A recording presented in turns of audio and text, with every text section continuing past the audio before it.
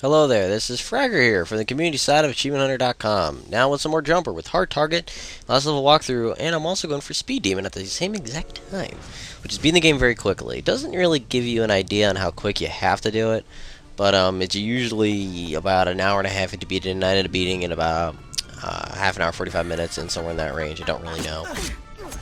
But yeah, so the main reason why I'm showing you the very last level is my second video is because this is the best way to illustrate the way you should play the game. Because this is after I've mastered the combat system. I've played the game for 2 days. I know it very well. You can see at this point I start taking damage because there's secondary characters got to deal with, which I don't like to go between them when I'm in the middle of fighting a guy. Reason being is that you're slightly damaging 2 people instead of killing 1 person. So I mean, you can attack it any way you want to, but that's the way it goes. Now, I'm going to use a power move here in a second, just because I want to get this guy out of the screen. But I very rarely use power moves in this section. Throughout the rest of the game, I use them very frequently because of the fact that I don't like wasting it in this area, because this is the only section of the game that I will consistently die at. Throughout both playthroughs, I died about 4 times. And 3 out of the 4 times, I died in this area. No joke. The other time was in the lab area against the boss for the first time because I didn't develop this technique, which I'll be explaining in a few seconds, which will be able to dispatch people so freaking quickly. Now, each area that you fight in has at least 1, maybe 2 health packs. So before you leave it, you should always health up. I'm a little too confident here, so I leave without healthing up. Because I know that the area I'm about to fight in has some very easy guys to fight, and there's 3 health packs in this area, and if I have to go get an emergency one, which you'd always know where the health packs are in case of emergency, you have to go run and get them.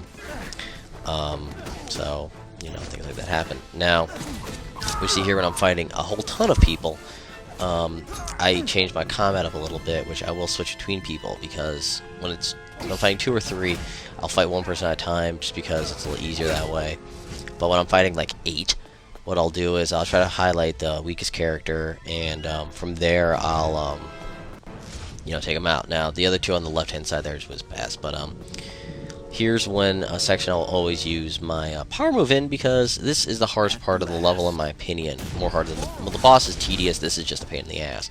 I've been killed 2 out of the 3 times were against these 3 people. The other time I died against the boss. Now,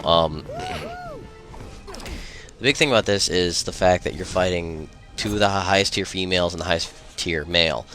And this just ends up being just a pain in the ass, because the females are very fast. They throw darts and they tether, and the trench coat guy tethers, nets, and darts, and I've had them all dart, tether, and net me at the same time. The point where I walk in with full health, and 5 seconds later, after being attacked by them, I'm at like half. It's a pain in the ass. But I guess I've beat around the bush long enough where I can actually explain my combat system that I go with. Now, once I played the game for a little while, you start learning the fact that all the combos that you receive from the comic books are all double taps with a certain button finisher. Now what I do is I ignore the finisher and I ignore those combos completely.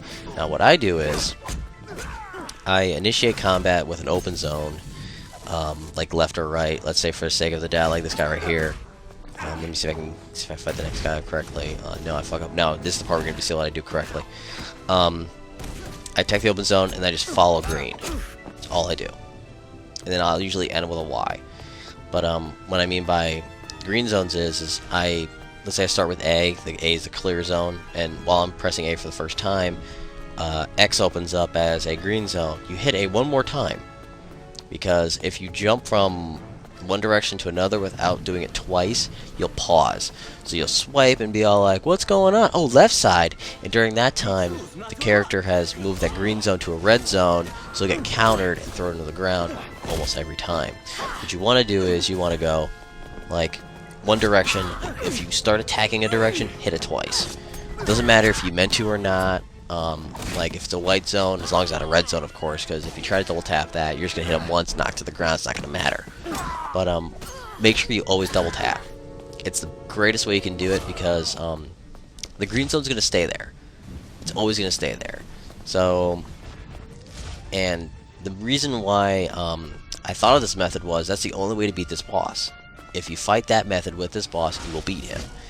And to a lesser extent, it's with the other bosses as well. It's a little less clear and cut with them because they usually have 2 open zones, but this guy only has 1.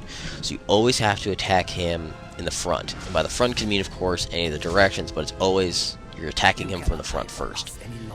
So you'll see what I do here after I get on hit there. I go bam, and then I hit the green zone, and I finish with Y. The reason why I do that here is I get a little extra damage on it. You see here, I just once the green zone pops up, I finish what I'm doing always. Now, with this guy, you always want to make sure that you end with him in the air, because if you don't, he's gonna immediately hit you in the face. Now, this is why I kept my power moves. As soon as these bitches pop up, I can take them out. Now, I end up hitting him by accident, and I take some extra damage. Now, no matter if you hit him in a clear zone or not, you will always miss your power moves. He'll always dodge them, and he'll always like punch you in the face, and it'll hurt a lot. You will take a lot of damage. To the point where 1 out of the 8 times I tried it on him, I only didn't get hurt once. So it's just not worth it. It is not worth your time, your effort to do that. Now, all you want to do with this guy is slide tackle and do the make your own combo. That's all you want to do on this guy. Nothing more, nothing less. So like right there, I miss and I take damage for it. Now, another thing I do in this game is as soon as I don't know about you guys, but as soon as I fuck up, I know I fucked up. And as soon as I know I accidentally hit a wrong zone, I immediately start mashing the right trigger for a roll. So, if you do it fast enough, right as you hit the ground, you'll roll away. It almost always happens. Now, here I do pretty good, and I know that by that health I can slash him. I mean, I can slide into him and he dies. So I was able to do that very quickly, which makes me very, very happy. Now, slides are always a very safe way to do combat, because they never get blocked. They never get damage or anything like that. But I wanted to touch on this little thing I do here is there's a little line in your health bar towards the left-hand side. And I found that if you go and get health by that, it won't fill your meter. Like you can see there, I obviously didn't fill my meter when I got the potion. But by that meter, you fought them long enough to the point where their health is... I mean, your health is... You won't get killed in one hit. Now, what I want to touch on here is these guys are the final mob you're going to be hitting. And I fuck it up. I kill the first guy very, very well. But I miss there, so I have to find the old-fashioned way. Now, keep an eye on my health, because you'll see just how fast it goes down. Because I just take damage like a motherfucker here. And because he darts me, the other guy doesn't dart you so much as he jumps in and nets you. Like I get netted here, I get away just in time to roll away. But there's been a few times where if you miss that net, you're going to take a ton of damage. So I barely get that. I kill him very quickly.